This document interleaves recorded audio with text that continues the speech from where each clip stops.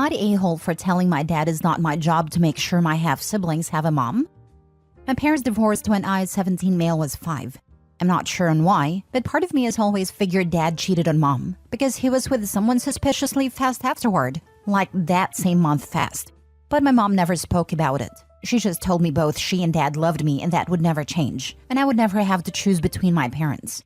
My dad was in 2 live-in relationships post-divorce. When I was 7, he was with Jen and had Luna, 9, with her, and then when I was 10, he was with Bree and had Harry, 7. Jen and Bree both stopped being moms to their kids, and so my dad became a single full-time parent to my half-siblings. From that point onward, my dad has tried to convince mom she could step up and at least fill some kind of female role model relationship with them. He also corrects me into half-siblings term and says we are just siblings, and if I were to call them just my siblings, it might soften mom's heart to being a female or maternal figure for them. He would ask mom on my behalf to let me have my half-siblings over to her house during her custody time. My parents share equal time with me. He would claim I really missed my half-siblings when I was gone, and he would claim I wanted to spend every holiday with them, etc. None of this is true. I never said those things or implied them. Luna is having a really hard time having no female family members. She has a dad, 2 half-brothers, and an uncle. So dad has been more forceful about mom's part in all of this lately, and now he's trying to rope me in more. He sat me down recently and told me my half-siblings deserve to have moms, and I could help them with that. I could share my mom and let them feel the love they deserve to feel. He said that I always treated them like lesser siblings. First with always using half, and then with not trying to include them in my life at my mom's house.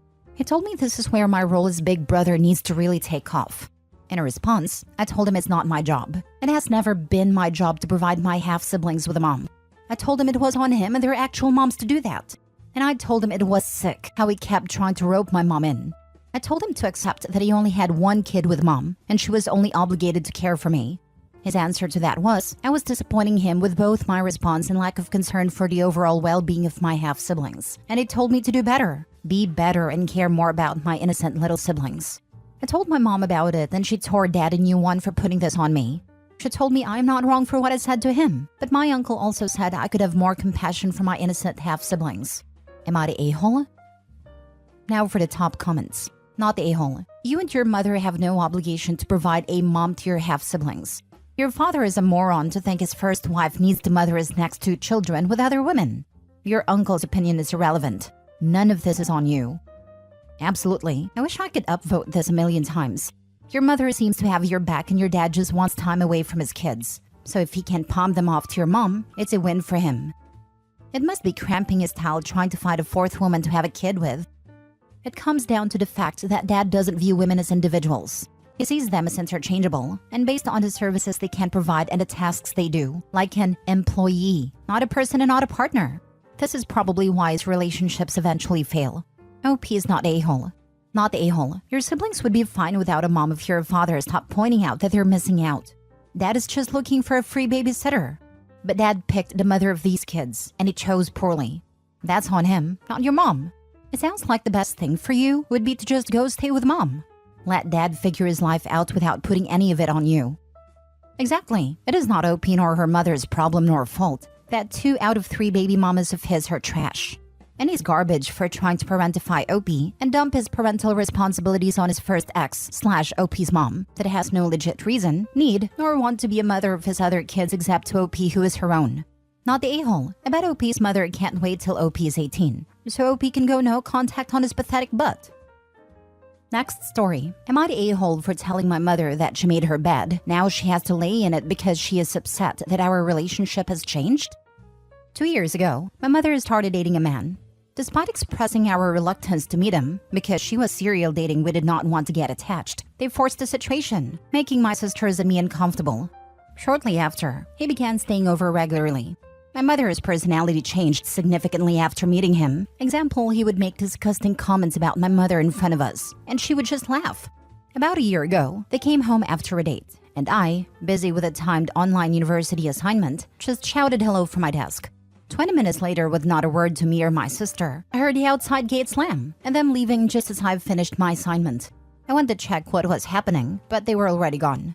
10 minutes after they left, me and my sister received a horrible voice message, where my mother accused us of being disrespectful and ungrateful, and how we do not want her to be happy.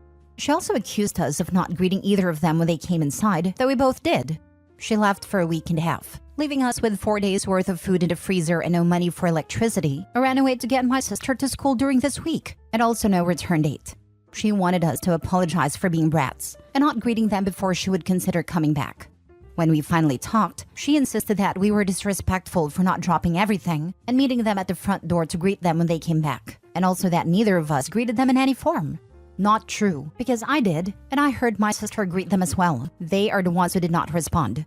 The house was small, so it is improbable that they didn't hear us. Mind you that this subject was never broached previous to this incident, and in all the years my mother never required us to greet her at the door like a butler. The power was running low, as well as the food, so we bit the bullet and apologized, even though we clearly weren't guilty of what she was accusing us of. My sister was still in high school, and I was a first-year uni student, so neither of us had a financial capacity to keep a household running. During this talk, I informed her that our relationship would never be the same. Recently, my mother questioned why our relationship remains distant. I reminded her that I had warned her about the lasting impact of our argument.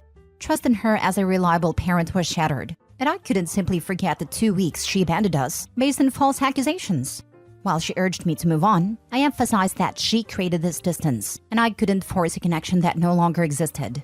She's calling me an a-hole for holding this over her head. She says that she's still my mother and deserves forgiveness.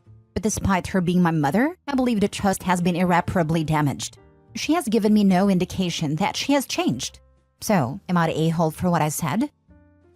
Not the a-hole. Forgiveness is for people who are sorry and show that. She did a horrible thing, yet has no remorse. You should have called the cops and reported her missing and for abandoning your sibling that is a minor. Depending on where they lived and how old they were, not sure if either or both were adults considering they were in Union High School. It might not be seen as abandonment, and the police might not have been compelled to do anything. That being said, what their mom did was unforgivable. And you're right, she isn't owed forgiveness just because I'm your mother, especially if she isn't sorry. Not the a-hole. It's so convenient when the aggressor urges the person they hurt to move on, or that forgiveness is good for them. It sounds like she was done being a mom and created the opportunity to take a break and blame it on you. Utterly selfish, and her current argument shows she hasn't changed. Asking to be forgiven without an apology or indication that behavior would change is honestly pretty gross. Tells you everything you need to know about this woman. She says that she's still my mother and deserves forgiveness. Not the a-hole. Forgiveness is never deserved.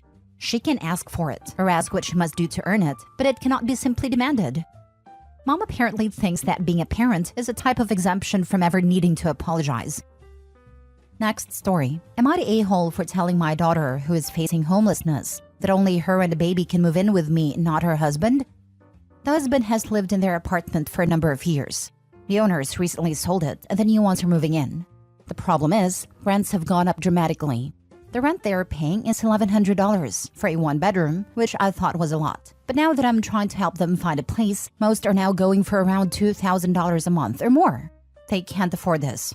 My daughter knows she's always welcome at home. Granted, a baby complicates things. I wasn't happy about her having a baby. She's young, just turned 22, but I would never deny her housing. However, I can't stand her husband. Let's just call him Aaron for simplicity's sake. I wouldn't invite Aaron over for dinner, let alone let him live with me. Aaron's in his mid-30s. Criminal history. Hair-triggered temper. Chronically immature and has one hell of a jealous/possessive streak that has caused strain in their relationship, which I obviously do not approve of. Honestly, when she told me she was pregnant, I finally thought we'd be rid of Aaron. I genuinely thought he's exactly the kind of man to ditch. They've been on and off over and over since she was about 18 or 19. Alas, if anything, it made him cling to her tighter. They had a very rushed wedding, and this is their longest stint together without any breakups. Just over a year. There's still been a fair share of dramatics, of course, but I'm surprised they've made it this far. Even so, I simply don't want to live with Aaron. I don't like him. I don't want him around me. I'd go above and beyond for my daughter and the baby. They can stay as long as they need, but not him. Obviously, this has created a rift between my daughter and I. She doesn't want to live separately from Aaron. I told her then she needs to figure out alternative arrangements. Well, their move-out date is rapidly approaching, the 15th of December, and they're still not been able to find a place, and she's panicking. She's been begging me to let them stay. I reiterated my terms. Aaron simply cannot stay here. This led to a lot of tears and some angry words, namely me being an a-hole. I can genuinely see why she might think that, but I also have to think about myself and my own sanity. Now for the top comments. If she's adult enough to get pregnant and get married, she's also adult enough to figure things out.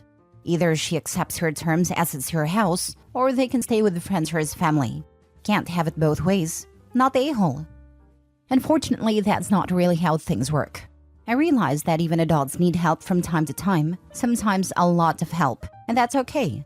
Heck, I need help occasionally too. For my own sanity, my helpfulness has its own limits, and I hope my daughter will eventually understand this. I realize they're in a tough spot. The vast majority of her friends live at home still, whereas the ones that don't live with multiple roommates and aren't in a position to help. Aaron, from what I've gathered, doesn't really have family beyond a brother in another province. I know he's done a lot of work on himself, so says my daughter, and has distanced himself a great deal from his former friends. I realize their options are extremely limited, but like I said, my ability to help has its limits. Not the a-hole. It's your house and your life. You are being very generous in your offer. I get that she doesn't want to be separated from her husband, but just because he's worked on himself does not wash away all of the hurt that has caused. Stand strong. Do not be guilted into this. Not the a-hole. Aaron is a one-man communist parade. He comes with so many red flags. Man in his 30s chasing a teenager, criminal record, anger management issues, jealous/possessive/controlling. With all those, I would guess if you did allow him in the house and got a front row seat, you'd probably add some form of abuse to the list. But it's valid not to want that in your home, and living with Aaron would probably tank your mental health. In addition, if Aaron hasn't gotten his act together by now, clearly there is something going on, and he's not going to get his act together anytime soon. If you let him in, he's going to try and stay in your house as long as he can, and it's unlikely he'll leave without a fight. The best thing you could do for your daughter would be getting her to leave Aaron, but unfortunately she's not ready. Keeping this boundary and keeping your home open to her and her child only may in fact work in the long run when she's ready to leave, because she will know she has a safe place open to her. But until then, you're likely going to be kept away from your daughter and grandbaby. Last story. Am I the a-hole for pointing out to my wife that my mother will never be her parent and she needs to stop? My mom, 64, is polite, and in general keeps a distance away from my wife, 26. I know my wife has trouble with social interaction and they got off on a horrible start. My wife, I'm going to call her Lily, was in foster care and never had a parental figure, and she went hard into trying to become my mom's kid. I think it would have happened if my wife let a relationship grow naturally, but she didn't take any of my warnings and bulldozed what my mom wanted. A few examples. She kept calling her mom even after she told her multiple times to call her by her name. Lily would make her uncomfortable, especially when she would ask my mom very personal questions or go way too deep. I have talked to her so many times, but she doesn't stop. The family has taken their concerns with me too, and have straight up told her to stop. The big turning point was when my mom and her daughters, my sisters, went to visit a deceased family member. It's a tradition between the three of them. Well, Lily heard about it and went. It went very poorly, and my sisters dislike Lily now too. We are invited to events that are still in the family, but the women of the family keep their distance. There is a girls' trip around Christmas, and she wasn't invited. This made my wife very upset and was ranting. I had enough when Lily said she was her kid. I snapped and told her my mother will never be her mom, and you need to stop. She ended up crying and now I feel guilty. I just don't know how to get it through her head that she needs to stop. I've talked with her so many times, and she is already in therapy. I see both sides of the story here. I feel so sad for your wife, but also for your family. I can imagine your wife thinking for a long while that once she gets married, she'd finally have parents. It was her last chance to get some, in her mind I'm sure. Unfortunately, that's not always how life works, and I don't think you were the a-hole for saying what you said. It's good that you did. She can finally come to the realization that they're never going to accept her as their own. Hopefully she'll stop trying so hard. My heart goes out to her though. Maybe she should see a therapist to help her process her childhood grief. Not the a-hole. She is seeing a therapist. Have you considered doing a joint session together specifically to discuss the relationship with your family? She doesn't want to do that. I have suggested it before, and she would find it uncomfortable for me to be so close to her therapists. She can understand her own feelings of being uncomfortable with you being close to her therapist, but can't understand that your mom is uncomfortable with her forcing closeness on her? That's a little concerning. I know her therapist cannot and should not tell you anything, but you can still tell them things. I don't think it would be a bad idea to tell the therapist your concerns, and even ask what you can do to support your wife while still maintaining healthy boundaries in the family. Sure does sound like the therapy isn't at all working, to be honest. I'm sure you could have been gentler to her in telling her what you did, but I'm still going not the a-hole. It sounds like she has been warned and told so many times. At what point does she take responsibility for her actions? I just don't get why she's so fixated on this. It's a miracle that my mother is still polite to her. I know it has to do with foster care, but after being told to stop so many times, I am confused about how she will ignore everyone and keep going.